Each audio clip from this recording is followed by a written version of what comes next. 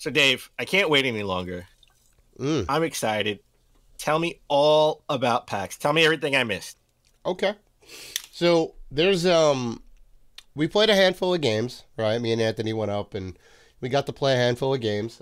We did. Oh, before anything else, I had to do it. I had to go. Tradition, right? We first stop always. Dan's like, we got to hit limited run. Got to hit limited run. We got to go there. So I told Anthony, I said, look, we have to find the limited run booth. We got to go there first thing and see what they got. So we did. And I got you some games. Well, I mean, Nice. You know what these are, but the fans don't know what these are.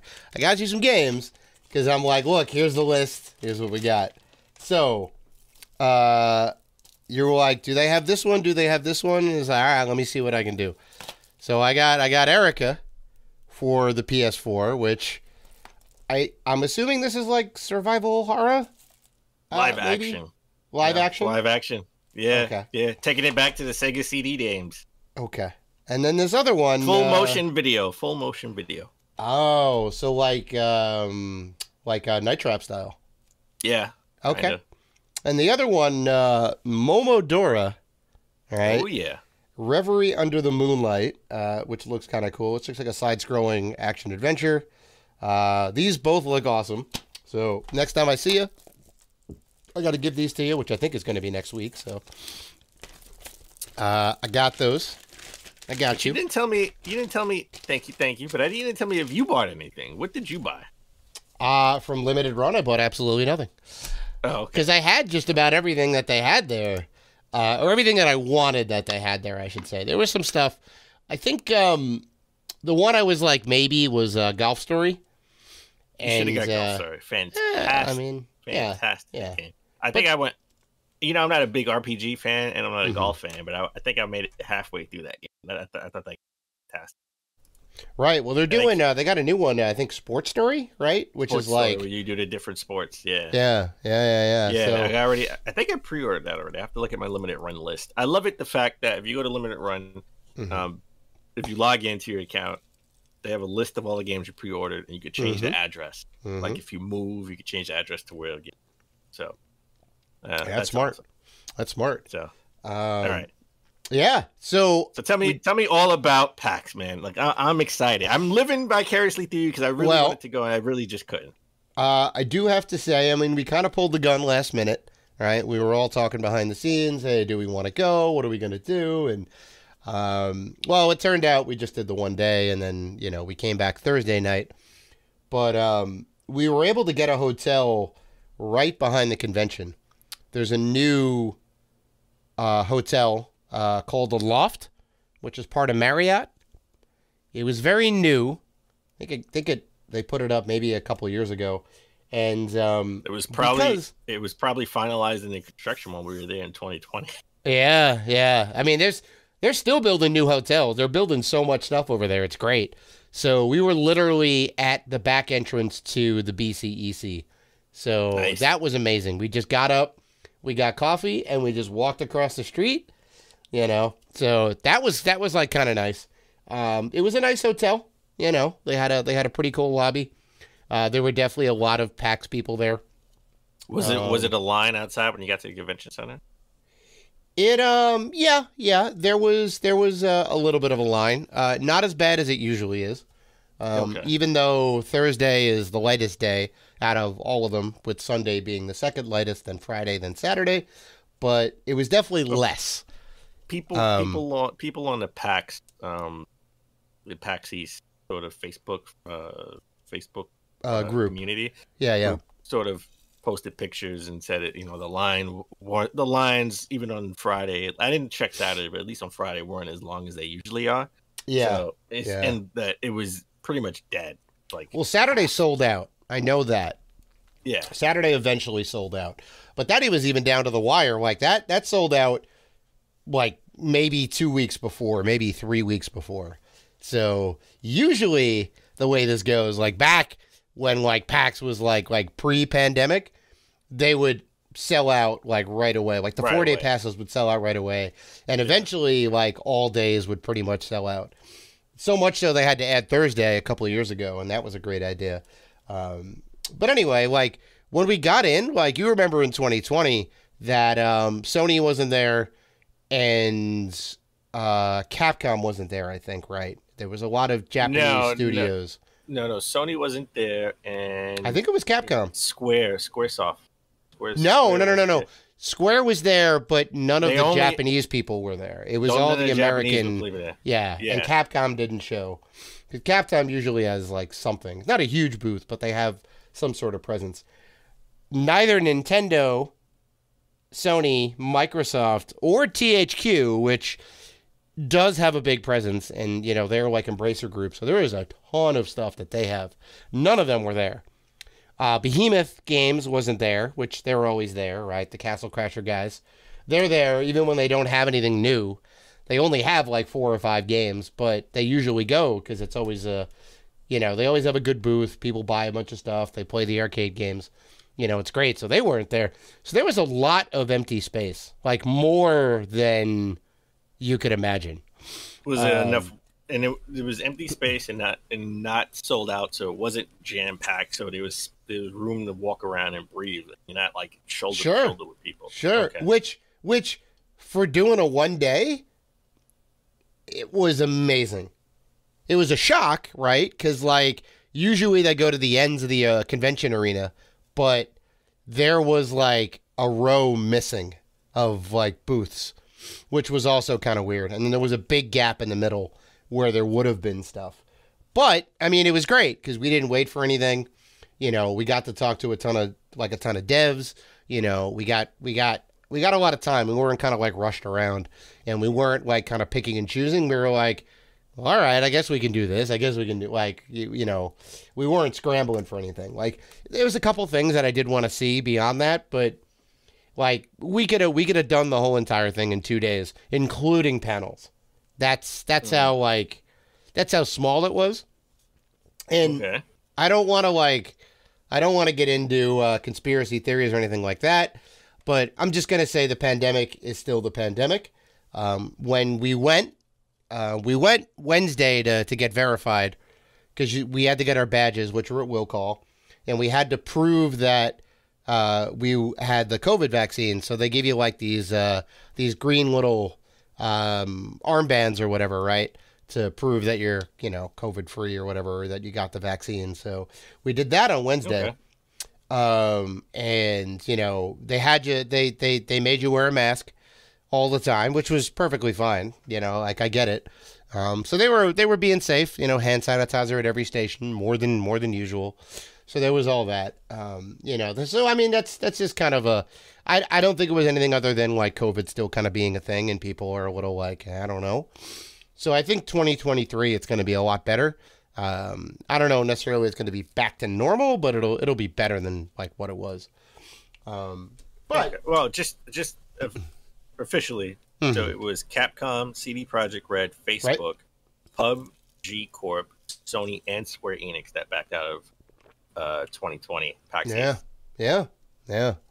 So and the only people who were there for Square Enix were the voice actors and some staff, American staff. Right. I mean, they had a booth. They had a booth for Final Fantasy VII remake. Mm-hmm. Remember? Yeah. We ended up taking pictures of a bunch of those cosplayers, and we got to see some of the voice actors. So that was kind of cool. Yeah, that was like Final Fantasy VII remake time. So that was like kind of big for them.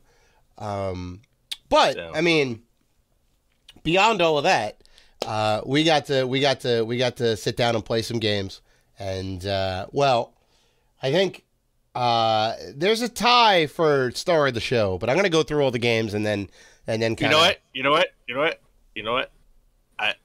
I've seen these games. Mm-hmm. I'm gonna I can unofficially break the tie. Okay. What I would pick. Okay.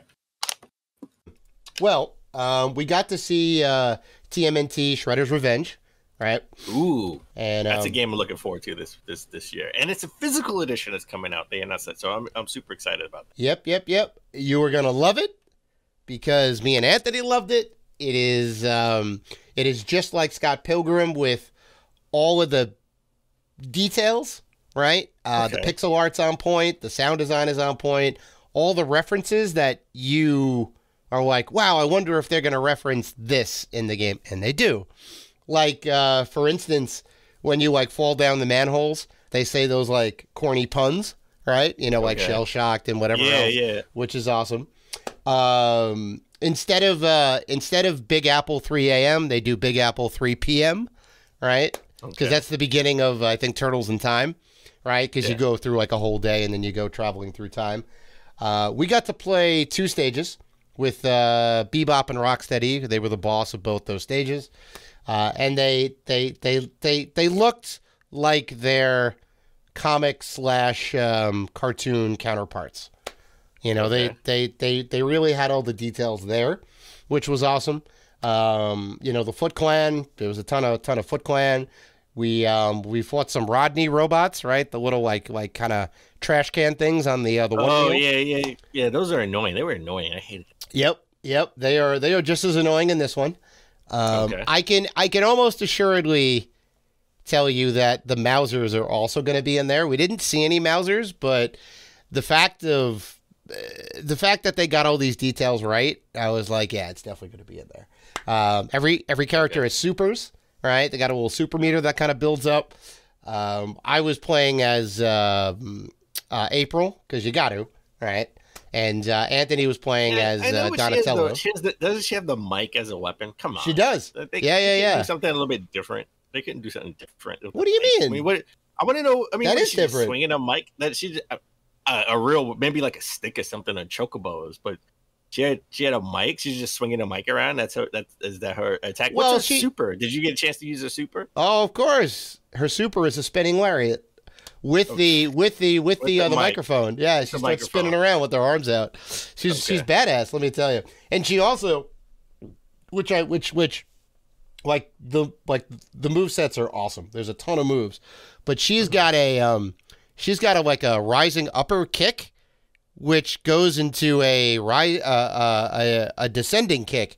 So if you kind of do like an upward kick, you can, at the top of the kick, you can do a downward kick and then kick into somebody else, which is amazing. I haven't seen too many beat 'em ups have like a combo like that.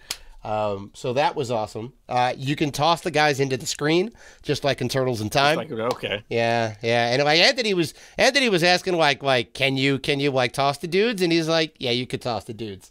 So he was able to like swing one into the screen. And we're like, ah. Well, I mean, you have to because, right? Well, the Cowabunga. No, you know what? I'm thinking about the Cowabunga collection. That's what I'm thinking of. Yeah. Like where you have Turtles at time, and there's a stage where you have to throw. Throw them on it. Because Shredder's in the machine, right? And you gotta like crack the screen. Yeah. Okay, all right. I'm thinking of both Turtles, and I'm thinking of the new Turtles game and the Cowabunga collection. Yeah. It's like the golden age for Turtles right now. It's incredible. It's coming back, baby. Coming out. I know. Nickelodeon must be excited. I think Nickelodeon owns the Turtles. They do. And we asked about how they got the license for that, and they courted Nickelodeon, and they said it was a long process, but they got there. And then like, so we were kind of playing, and I wanted to know more about the game, like how many stages, and is there going to be DLC and all that. 10 confirmed stages, which is good. There may be more. We asked about like riding on the surfboards in the sewer. Is there going to be like any sort of stages like that? And they said, so couldn't confirm or deny. It seems like they definitely want to do it, but they were kind of like, well, we don't know if it's going to make the cut. As far as DLC, you know what that means? That means it's going to make the cut, and they just didn't want to tell you. They couldn't give you the scoop because they want to leave some things surprise for the game when it comes out. Right. Yeah. I mean, I think you're right. I mean, the guy that was kind of walking us through the game, he was a big Turtles fan, and Anthony is a big Turtles fan from like back to the comic days too, right? Yeah. And I know like some of the stuff because my like brother was into the old Barrage comics like back when Eastman and Laird were doing it, so I know like a little bit about kind of the OG stuff, and I know a lot about the cartoon, right? And the cartoon kind of expanded the series out. So I was able to hang with like some of those references. Like we asked if like Casey Jones could possibly be a character in the game, and he was like, "That would be awesome," you know, certainly because he's got like the big hockey stick. And you know what that means? That means Casey Jones is going to be a DLC character to play. Well, we asked about DLC too, and he said specifically it depends on how well the game does. So if it's a commercial success and the fans like it, then DLC will be forthcoming, as far as I can tell. And he felt very modest about it. And I had to kind of be like, and I was going to say this anyway, because they make my favorite beat 'em up, Scott Pilgrim, right? Tribute, worked on the re-release of it. And they were amazing with it. And I'm like, look, Scott Pilgrim is my favorite beat 'em up. And I'm not just saying that. And that game was amazing. The level of detail was great. And this game has it, right? All the stuff you want in a Turtles game is there, right? It looks like the old school 16-bit games. You can now play as Splinter, and you can play as April and Leo, which is awesome. The 4 Turtles are great. They all have different stat powers. It's amazing. So I feel like it's going to do really well. DLC, I can almost guarantee, is going to be forthcoming. Does it have co-op play? 4-player co-op is in the game. Okay. You can do that local and online, I believe. So yeah. I mean, and that was an amazing game, right? These are the guys that also did Panzer Paladin too, right?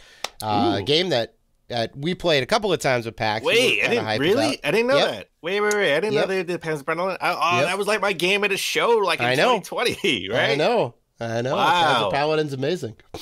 So yeah, that's a great game too. If you're sleeping on that, go get Panzer Paladin. I think that's right up there for me with Shovel Knight. Right under Shovel. I think Shovel Knight's better. But it's right under Shovel Knight if you're looking for like, you know, some old school gaming. It's like Mega Man in a mech. Yeah. 16-bit. Yeah. Right. Mega Man meets Blaster Master. Mm-hmm. Right. Yeah. Because you can hop out of the vehicle and all that. Yeah. You hop out of the vehicle, but you get to choose. The enemy, which boss you want to face. You should, just like Mega Man, choose the right boss. That's right. That's right. And they're all like mythological demons, right? You could fight like Baba Yaga, and like I think the Chupacabra maybe is one of them too. All these like great mythological creatures from around the world. All right. But yeah, all right. Yeah. So you got to play the Turtles. Shredder's Revenge, which was solid. I also got to play WrestleQuest. Which is a game that we saw recently at the, I think Xbox ID had it at the end of their show. And I mean, I know you are a huge wrestling fan, right? And I'm definitely not as into it as you are. You were like into with kind of wrestling. I mean, you still watch it. I still watch it. Well, big wrestling fan from the Attitude, well, even prior to the Attitude Era, right? The New Generation era that was my era. Right, and then we led into the NWO. We then led into the Attitude Era, and then the Ruthless Aggression, and then I sort of tapered off a little bit. But I still know all the relevant players, all the companies. I'm still, you know, I don't. If I miss a Raw, it's not the end of the world. Right. And sometimes I want to miss a Raw because they've been terrible. You know, pre WrestleMania, pre WrestleMania, they've been terrible. Right. So I wouldn't mind missing them. But I don't miss a Dynamite, don't miss a Rampage for AEW. So I do follow. I'm still up with you know, all the wrestling companies, all the wrestling, but not as big of a fan as I used to be. But I'm still a bigger fan than you because you're a moderate watcher.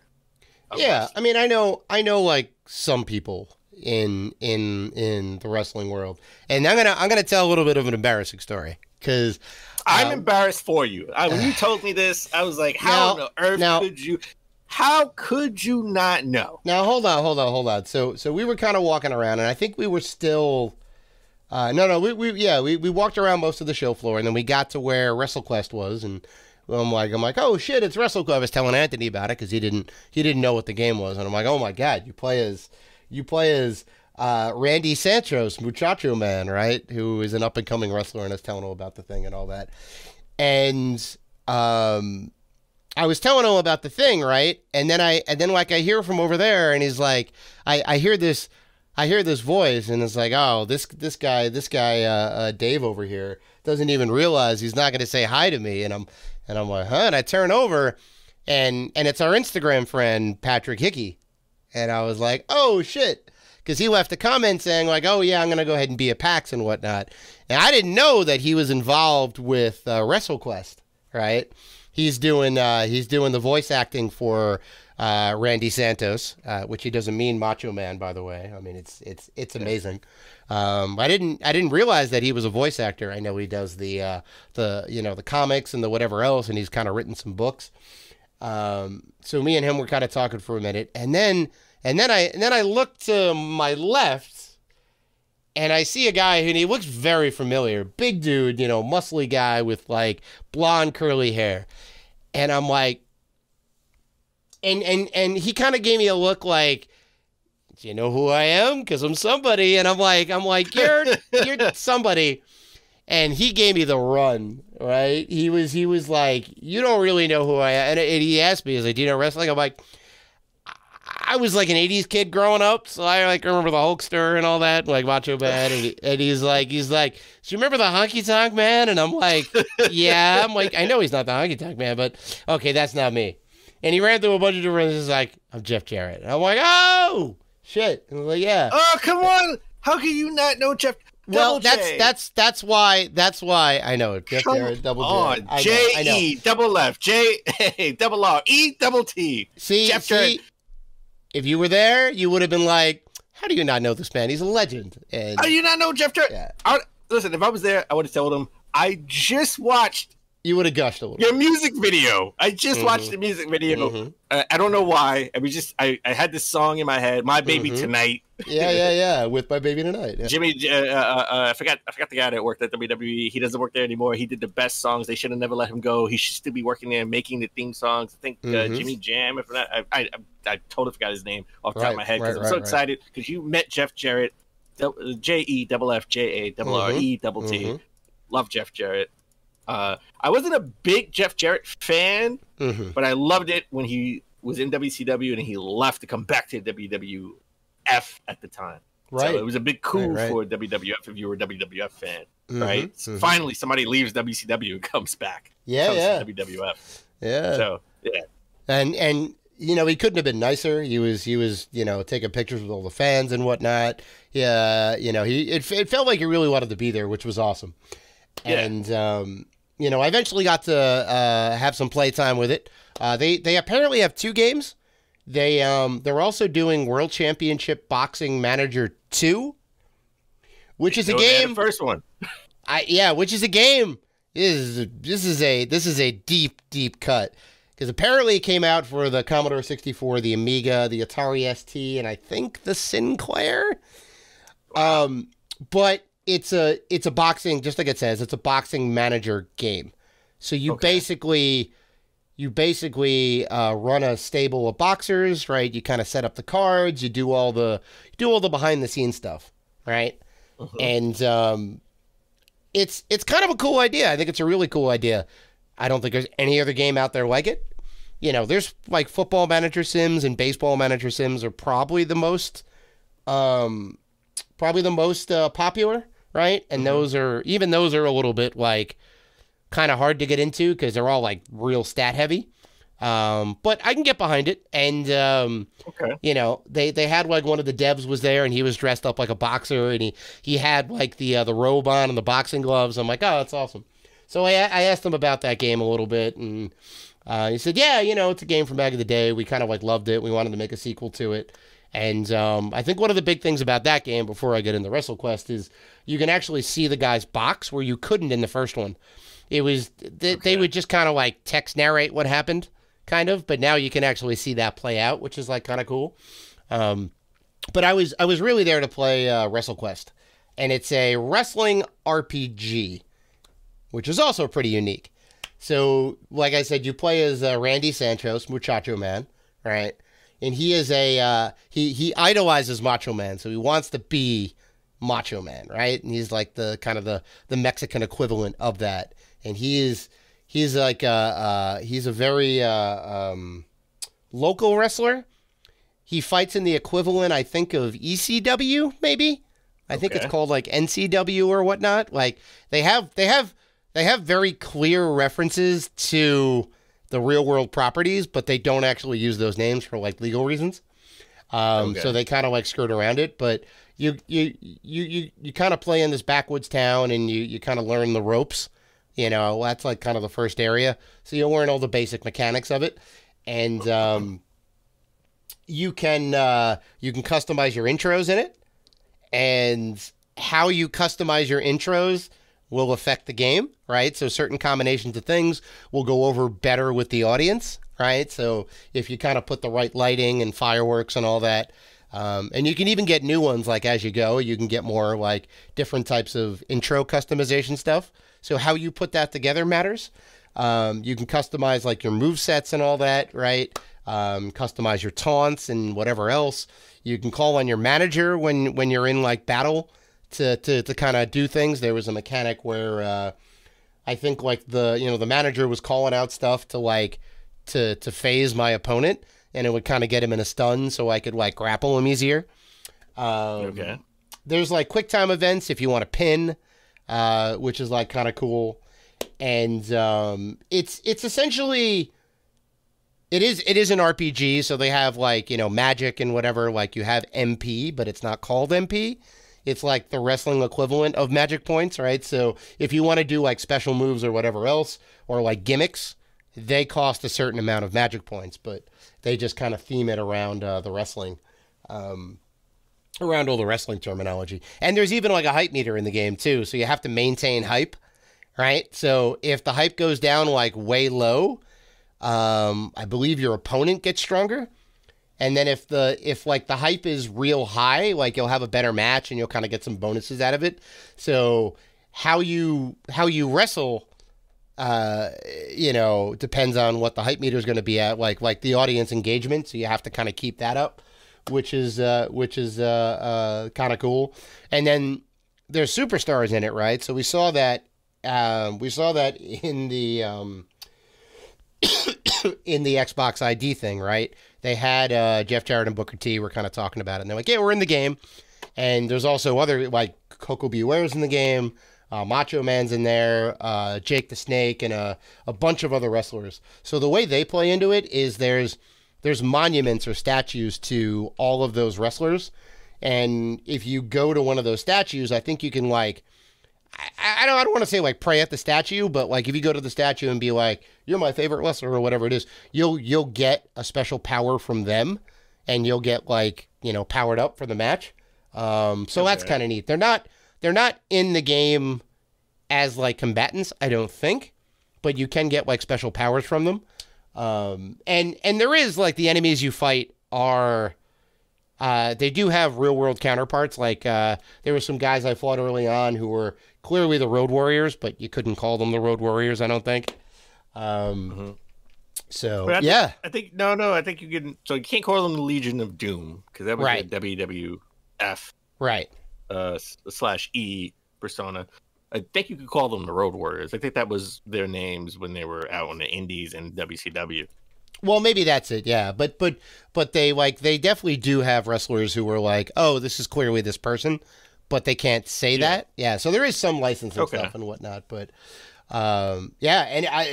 amazing. I mean, the game is like, I know you're not a big RPG guy, but you're a big wrestling guy. I would highly recommend when this comes out. I think we were both going to check it out anyway, but I was definitely sold on it. The guys there, super passionate. This is Mega Cat Studios, right? They've worked on a ton of stuff. Currently working on this WrestleQuest and World Championship Boxing. They did Tanzer for the Genesis. They've done some like old school stuff. They actually had a tiny little PVM there set up with Tanzer. But it's like a run and gun shooter for the Genesis. And they've done some like Nintendo stuff and like a couple other things. And they had like some of that stuff on Showcase, but it was good. So the next game that I played, and Anthony kind of like, you got to play this game. And it's Turbo Overkill from Trigger Happy Interactive. It's published by Apogee. All right, the Wolfenstein 3D guys and the Commander Keen from way back in the day. They're still around.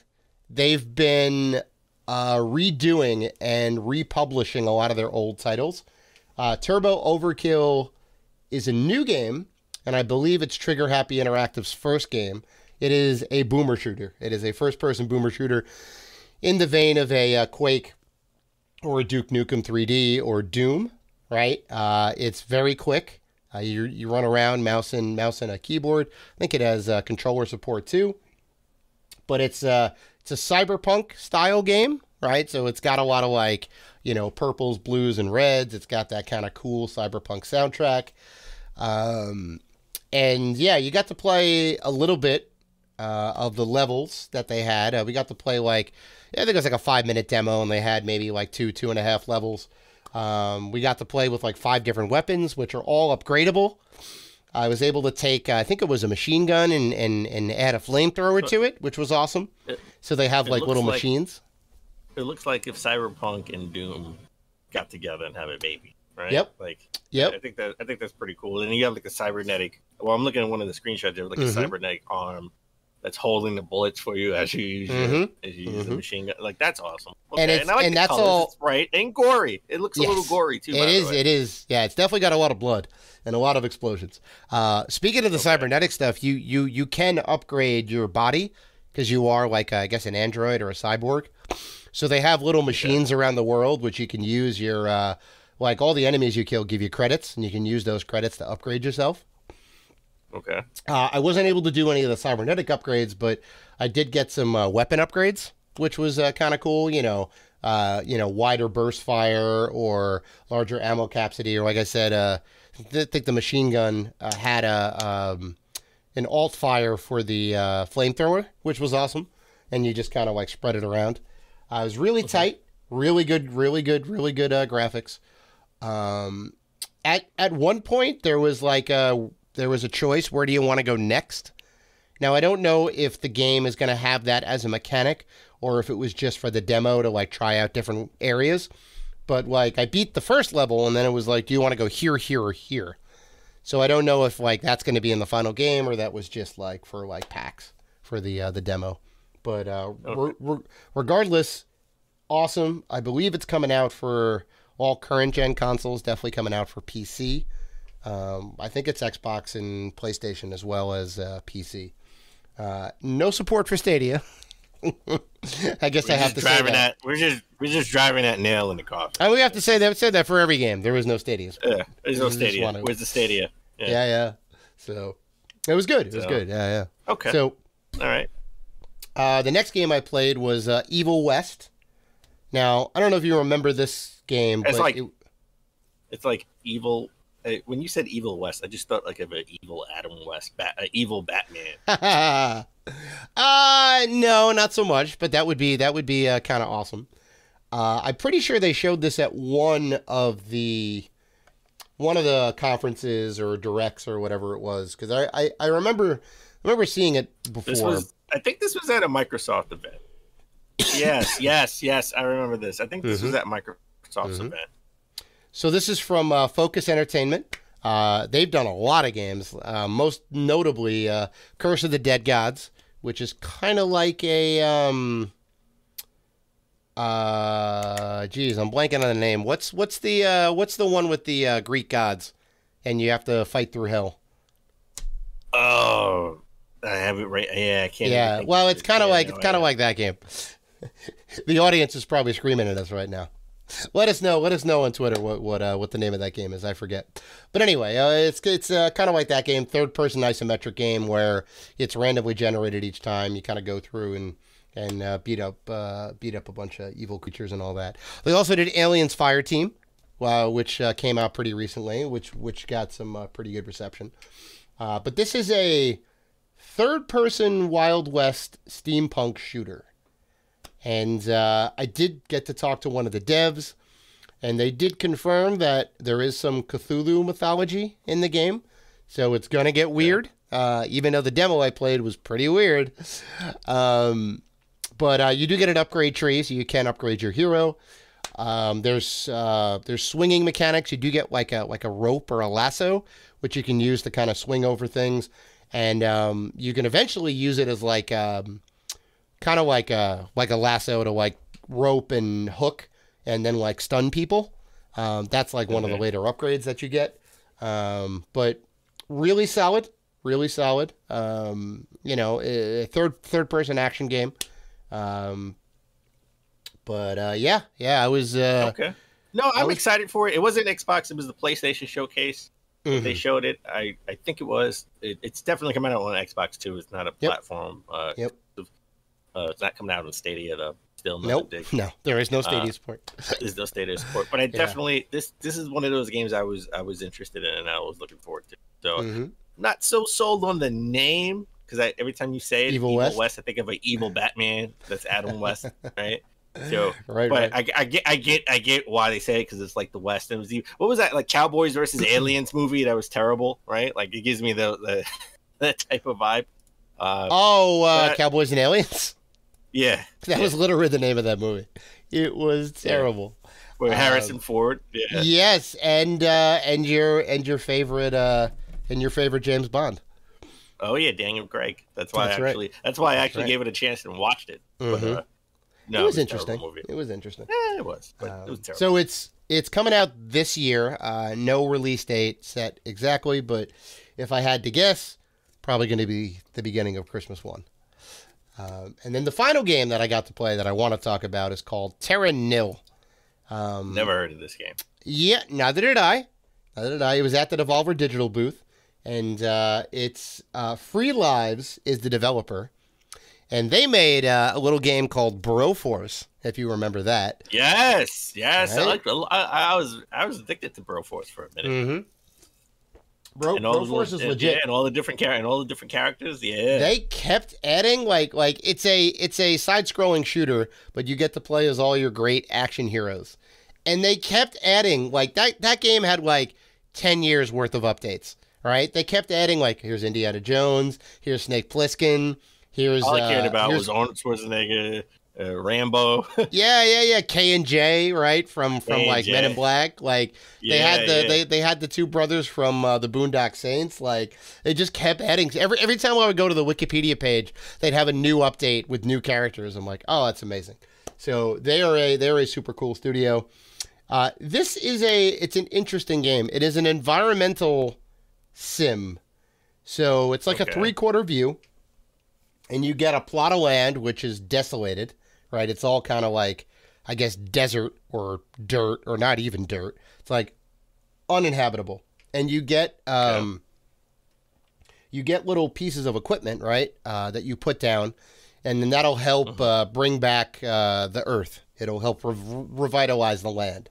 So, you can kind of put down like like a soil generator, and then it'll put down like usable dirt, and then you put down something else, and then that'll like water the grounds, which will turn into grass, and then you can use that to fill up like reservoirs and like canals, and you can make other bodies of water, like little like rivers and stuff, and everything kind of like works together. So the idea is to get the land fully back to 100% habitable or whatever it is, right? So everything's got to be green, luscious, and whatever else. So you have like some sort of resource, some environmental resource, and if you run out of it, it's game over. So every time you put something down, it expends resources, but some of the things will give you resources back, right? So you'll kind of gain a little bit when you put down the thing that generates grass, right? Because it hydrates the land and all that, but it costs a little bit, so you want to make sure you gain a little bit back from that, right? And so I was like going along, I'm like, oh, this is kind of neat, and then I saw like somebody else playing, and there's like different tiers of equipment. So I was playing with like the bare bones basic level 1 equipment, but there's apparently like 5 tiers of equipment. So the way everything like works together, it gets like super complex. But it was it was kind of cool. It was kind of cool. Okay. It was a good game. So those are the ones I wanted to highlight. Not a game for me. I took a look at it. Not something that I never heard of it before. Not something that I think I would get into. I didn't think I would get into Stardew Valley, and I did. But there you something go. I would do. Yeah. It definitely, it definitely has vibes of that, right? It's all super low key. It's chill. You're not fighting against anybody. It's just like, how do I, make the Earth habitable again? So tell me, what are the two games in running a game in a show? What are the two games? It's a tie, baby. It's WrestleQuest and TMNT Shredder's Revenge. Okay, I figured that's what it would be. Oh yeah, and I got to be honest. Best in show. My initial reaction, my initial thoughts was, since you met JEFFJARRETT, Jeff Jarrett, I wanted to go with Russell. I would say WrestleQuest, just on the strength that you met Jeff Jarrett. But I'm a big Turtle fan at heart. I'm probably a bigger Turtle fan than I am a wrestling fan, because I wanted every Ninja Turtle action figure that came out. I still have my Ninja Turtle action figures from the kid. And when I get a big enough game room, I will display them. I will be that 40, 50, 60, 70, 80, 90, 100, 110, 120-year-old. No shame. With all the action figures I had, right, in a glass case. And I still have them in plastic, too, right, in the plastic. Oh, my God. Yep. I do. Yep. So I would say, even without playing these games, you're like Shredder's Revenge. Now, Shredder's Revenge. I know the gameplay. I know these games with the exception of the last one. Right. The last game, I know these games very well. I know, I just haven't played them. Honestly, WrestleQuest would be number 3 behind Evil West for me. Yeah. Right? Turtles, Evil, but so my top 3 just from afar would be Shredder's Revenge, Evil West, and WrestleQuest. My top 3 games. Of the show. Okay. I think out of these, you would have liked Shredder's Revenge the best too.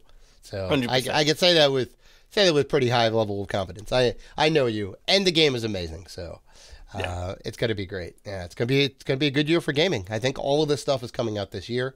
So that's hopefully cool. next year we go back to normal. We go to PAX East 2023, right? And we could go for all 4 days like we usually do, right? Eat some chowder, go around, and have some fun and play some games. So I'm glad you had fun. I had to live vicariously through you, and I even got some games at Limited Run. So it was a win-win. All right, so why don't we take a break? When we come back, we'll get into the top gaming news of last week.